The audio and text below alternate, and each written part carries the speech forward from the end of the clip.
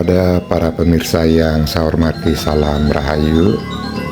Saat ini saya sedang berada di Pura Gunung Kawi Sebatu, Kecamatan Tegal Alang, yang merupakan salah satu destinasi wisata yang berlokasi di Kabupaten Gianyar, yang merupakan objek wisata yang menawarkan keindahan alam dari Pulau Bali berupa tempat suci dan juga pemandangan.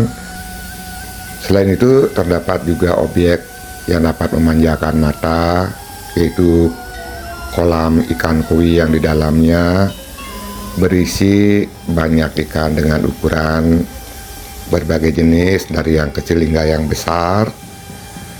Dan di sini juga terdapat 3 ekor bebek yang sengaja dilepas untuk menambah keindahan dan kealamian dari tempat. Dan di Pura Gunung Kawi Sebatu ini juga terdapat tempat pengelukatan untuk menyucikan diri dari unsur negatif. Pura Gunung Kawi Sebatu ini memang memiliki suasana yang sangat tenang, nyaman, damai, serta memberikan aura kesucian yang dapat memberikan kedamaian pada hati dan juga pikiran. Dan ini adalah merupakan tempat pengelukatan yang mana difungsikan bagi umat ataupun yang lainnya jika ingin melaksanakan pengelukatan selama masih mengikuti aturan ataupun tata tertib yang harus dilaksanakan, karena bagaimanapun juga air pancoran yang ada di sini adalah merupakan bagian daripada Pura Gunung Kawi Sebatu, sehingga untuk bisa melukat di sini harus memakai pakaian adat Bali dan juga membawa persembahan yang ditentukan oleh keikhlasan kita dalam aturan, baik Calang Sari ataupun Pejati.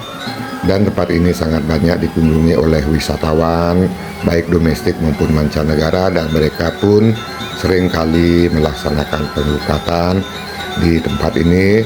Dan sering saya lihat terlebih dahulu mereka akan melakukan persembahyangan yang dituntun oleh guide yang mengantar mereka ataupun guide yang sudah disiapkan di tempat ini. Terlihat air yang sangat jernih dan pancoran yang ada di sini dengan debit air yang cukup besar, dan di atasnya terdapat patung menambah keindahan dan suasana tenang jika berada di tempat ini. Pura Gunung Kawi Sebatu, Kecamatan Tegal Alang, juga merupakan sebuah pura yang berkaitan dengan sejarah dari agama Hindu yang ada di Pulau Bali. Pura Gunung Kawi Sebatu Tegal Alang ini juga memiliki kaitan sejarah dengan perjalanan agama Hindu yang ada di Bali, karena memiliki keterkaitan sejarah perjalanan spiritual dari ide Maharsi Markandeya ketika beliau melakukan perjalanan yang diikuti oleh 400 pengikutnya yang memulai perjalanan dari Desa Taru menuju Gunung Agung. Maharsi Markandeya bersama para pengikutnya melakukan perjalanan yang sangat panjang disertai dengan cuaca yang panas sehingga para pengikutnya merasa lelah. Beliau dan para pengikutnya memutuskan untuk beristirahat di sekitar pulau ini karena dianggap sejuk dan nyaman. Pada saat beliau beristirahat, beliau menyempatkan diri untuk membuat ukiran patung sembari melakukan pemujaan kepada ide Sang Hyang Giripati atau Dewa Jiwa dan Sang Hyang Arimurti atau Dewa Wisnu agar berkenan untuk memberikan tirta amerta sebagai pelepas dahaga dan obat bagi pengikutnya yang merasa lelah. Lalu di tengah-tengah pemujaan muncullah air dari tengah-tengah atau dawa atau nama dari lembah tersebut, yang kemudian lembah yang berisi air ini diberi nama Tirta Dawa Gunung Kawi. Nama Gunung Kawi berasal dari ukiran yang dibuat oleh Maharsi Markandeya yang melambangkan gunung yang berada di dekatnya. Setelah kemunculan sumber air yang pertama, muncullah kembali air dari tanah yang diberi nama dengan Tirta Empul Tita Empul merupakan campuran dari berbagai macam sumber mata air yang ada di sekitar lokasi pura. Oleh karena itu, Pura Gunung Kawi Sebatu dijadikan sebagai tempat persembahyangan atau pemujaan oleh umat Hindu lainnya di masa-masa yang akan datang, karena diyakini membawa keberuntungan dan kesehatan. Kemudian Pura Gunung Kawi Sebatu dibangun pada abad ke-10 Masehi oleh Raja Udayana Warmadewa sebagai tempat ibadah bagi umat Hindu di daerah Sebatu. Pada masa itu pura ini bernama Pura Puncak Penulisan dan digunakan sebagai tempat untuk memuja Sang Hyang Widi, dewa utama dalam agama Hindu. Pura ini memiliki arsitektur yang khas dengan dekorasi relief pada dindingnya. Relief tersebut menggambarkan adegan mitologis dan keagamaan seperti cerita Ramayana, Mahabharata, serta gambar-gambar dewa, makhluk biologis, dan lain-lainnya. Di bagian dalam pura terdapat beberapa candi dan pinggih yang digunakan untuk memuja para dewa dan roh nenek moyang. Selain itu, pura ini juga memiliki area terbuka yang digunakan untuk kegiatan ritual seperti memuja dan mengaturkan sesajen kepada para dewa. Saya kutip dari Budaya Bali. Dan saat ini saya sedang berada di depan dari kolam tempat melukat, yang mana kolam ini terletak pada bagian Madio Mandala dari Pura Gunung Kawi Sebatu, yang terdapat beberapa pancuran air yang disucikan, di mana masyarakat menggunakannya untuk melukat atau mandi atau menyucikan diri. Dan ini adalah pinggih yang berada di depan dari penglukatan, dan di depan dari pinggih ini merupakan sumber air yang ada di Pura Gunung Kawi Sebatu yang dialirkan menuju ke kolam-kolam yang berada di bagian Madianing Mandala, tempat orang melakukan penglukatan.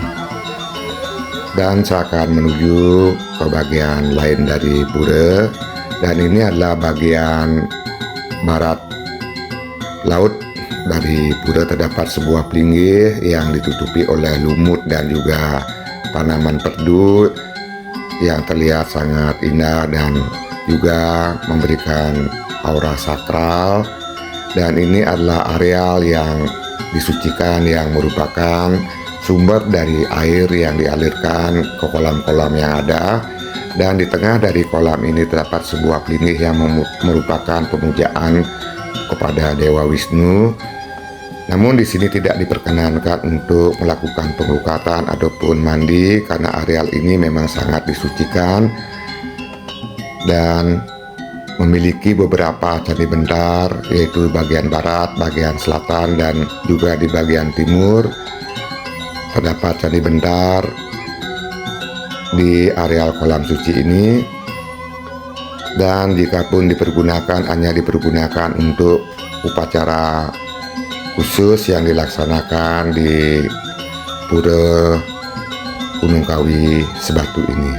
Dan di depan adalah pura yang nantinya saya akan kunjungi untuk melakukan persembahyangan dan kembali menikmati suasana pemandangan alam yang sangat indah yang berada di bagian barat dari letak pura utama dari Pura Gunung Kawi Sebatu.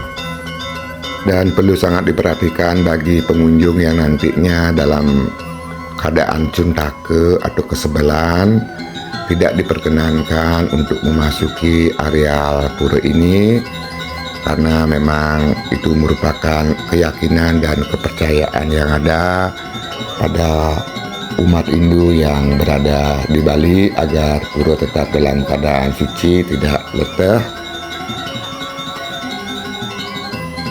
Dan akan saya lanjutkan kembali. Ini adalah bagian depan dari penglukatan yang terletak di bagian Madia, dan terlihat Canang Sari, dan juga terdapat wisatawan yang sedang melakukan penglukatan. Dan sebelum mereka melakukan penglukatan, terlebih dahulu mereka mencangkupkan tangan, melakukan hormat bakti kepada beliau yang bersentana, karena bagaimanapun juga tempat ini adalah merupakan tempat suci dan mereka datang tentunya wajib untuk melaksanakan segala aturan dan tata tertib yang berlaku di pura ini sesuai dengan keyakinan dan kepercayaan dari masyarakat setempat pada khususnya dan masyarakat Indo Bali pada umumnya. Dan itu adalah Candi Bentar bagian barat, dan ini saya melihat dari arah timur yang merupakan bagian utamaning Mandala dari Pura Gunung Kawi Sebatu. Dan ini adalah Candi Bentar yang terletak di bagian timur. Melihat ke arah barat dan terlihat air kolam sangat jernih dan bersih.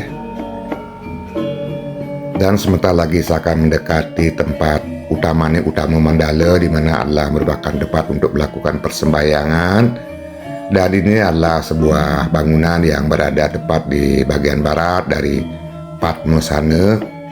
Dan untuk wisatawan tidak diizinkan untuk memasuki bagian utama Mandala ini, hanya diperuntukkan bagi umat Hindu ataupun mereka yang memang bertujuan untuk melakukan persembahyangan. Dan ini adalah Padmasana yang ada, dan bangunan berada di bagian barat Padmasana, di mana Padmasana terdapat buah-buah tedung yang berwarna kuning dan juga putih, dan juga terdapat pelinggih-pelinggih lain yang berupa pelinggih gedong, pelinggih yang berbentuk limas, dan juga pelinggih yang berbentuk meru, dan juga ada yang berbentuk bebaturan yang memiliki ukiran-ukiran dan hiasan yang berupa patung yang terlihat sangat indah dibalut oleh lumut yang tampak hijau, memberikan suasana alami, asri, dan juga menyatu dengan alam. Dan sebentar lagi saya akan melakukan persembahyangan, namun sebelum melakukan persembahyangan saya ingin mengabadikan keadaan di bagian utama Mandala. Dan ini adalah pelinggih bebaturan yang terdapat banyak patung, dan juga pelinggih ditutupi oleh lumut dan tanaman yang ada di bagian pelinggih yang menyebabkan pelinggih terlihat hijau, dan di belakangnya terdapat pelinggih yang berbentuk limas. Dan di belakang dari pelinggih ini terlihat ada pelinggih meru, dan juga terdapat patung dua rapala di bagian depan dari pelinggih ini. Dan di bagian tengahnya terdapat patung-patung dewa yang menunjukkan adanya perbedaan tingkatan dari beliau yang disimboliskan dalam sebuah tempat pemujaan. Dan ini adalah patung yang membawa gada, kemungkinan melambangkan Dewa Brahma, dan yang membawa cakra tentunya adalah merupakan melambangkan dari Dewa Wisnu. Dan Padmasana adalah merupakan lingga atau stana dari Ida Sang Hyang Siwa, Sadasiwa, dan Paramasiwa. Dan lumut-lumut ini memberikan suasana yang sangat sejuk, damai, tentram. Dan saya akan melakukan persembahyangan.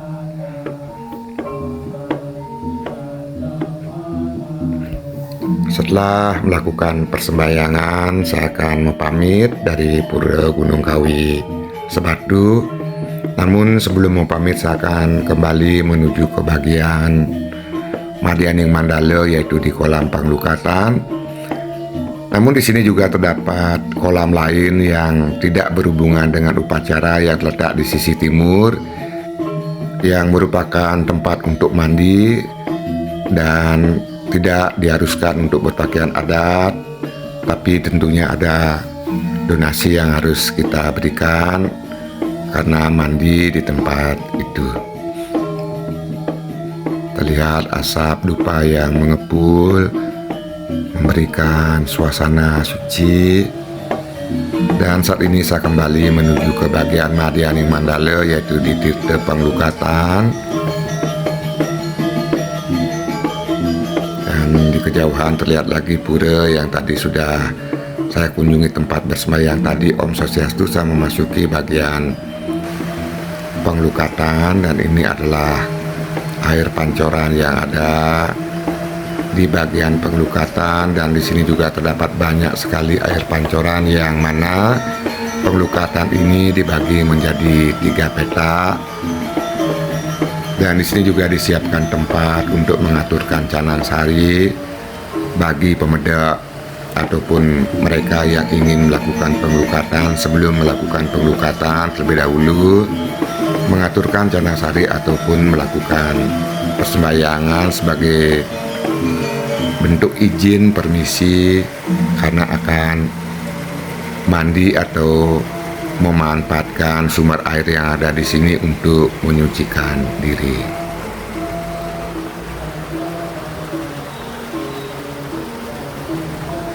Dan di sini juga terdapat beberapa patung yang menghiasi tempat penglukatan ini.